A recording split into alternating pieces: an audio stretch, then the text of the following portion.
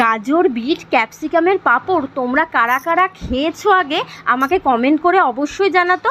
দেখো গাজর, বিট পাঁপড়গুলো আর ক্যাপসিকামের পাঁপড়গুলো কত সুন্দর দেখতে ভাজার আগে।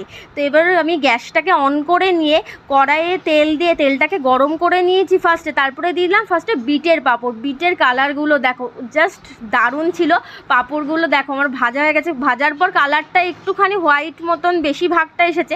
এরপরে দিয়ে দিলাম আমি ক্যাপসিকামের পাঁপড়। ক্যাপসিকামের কালার তো জানি সবুজ রঙের, হয়তো এখানে পাঁপড়গুলো সবুজ সবুজ হয়েছে। এবং এরপরে দিয়ে দিলাম হচ্ছে গাজরের পাঁপড়। গাজরের কালার কমলা রঙের, তো পাঁপড়গুলোও কমলা রঙের, এত সুন্দর দেখতে যেন আমি 3টে ফ্লেভারই মেলা থেকে নিয়ে নিয়েছিলাম। তো আমার পাঁপড়টা ভাজা হয়ে গেছে। এগুলো দেখো শেপটা একটু অন্যরকম নিয়েছে, কিন্তু খেতে কিন্তু মিষ্টি মিষ্টি লেগেছে। যদি তোমরা মিষ্টি পাঁপড় খেতে ভালোবাসো বা চাও যদি, তাহলে গাজর, বিট, ক্যাপসিকামের পাঁপড় অবশ্যই ট্রাই করো আর আমাকে কিন্তু জানাতে ভুলো।